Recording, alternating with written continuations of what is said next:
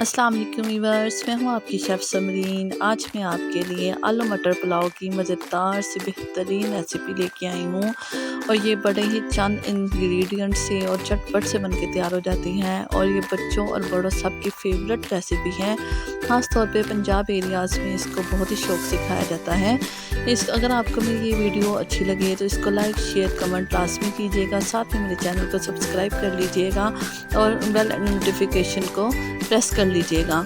इसको बनाने के लिए मुझे जो इंग्रेडिएंट्स चाहिए वो मैंने यहाँ पे इमेज भी आपको शो करवा दिया है और इसके लिए हमें ऑयल और onion, cumin seeds, chilli powder, chilli flakes और यहाँ पे चंद मैंने साबुत गरम मसाले लिए हैं, 1 टोमेटो है और साथ में मैंने लहसुन अदरक का पेस्ट, चावल और वेजिटेबल को मैंने कटिंग कर लिया है।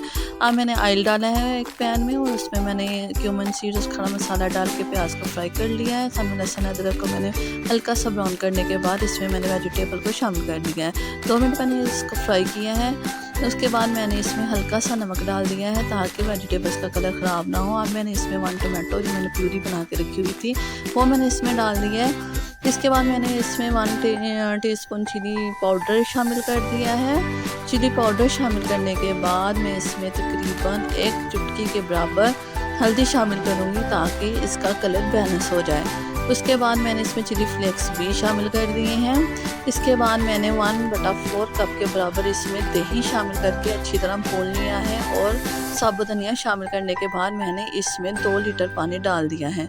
पानी डालने के बाद जब पानी में बॉयल आ गया तो मैंने इसमें चावल शामिल कर दिए हैं।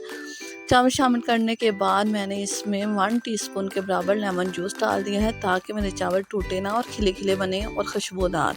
और 2 चिली मैंने ग्रीन चिली कट करके रखी हुई थी वो डाल के मैंने दम लगा दिया। 15 मिनट दम देने के बाद इसकी ये शक्ल कुछ इस तरह से आपको नज़र आ रही होगी। बड़े मज़ेदार खुशबूदार से राइस बन के रेडी हो गए हैं। ये खाने में भी मज़ेदार है और इसकी खुशबू इतनी ही मज़ेदार है कि जो आपके नेबर्स हैं ना वो भी खाए बगैर रह नहीं सकेंगे। इसके साथ मैंने धनिया, पुदीना और सफ़ेद ज़ीरे का मज़ेदार सा रायता तैयार कर लिया है।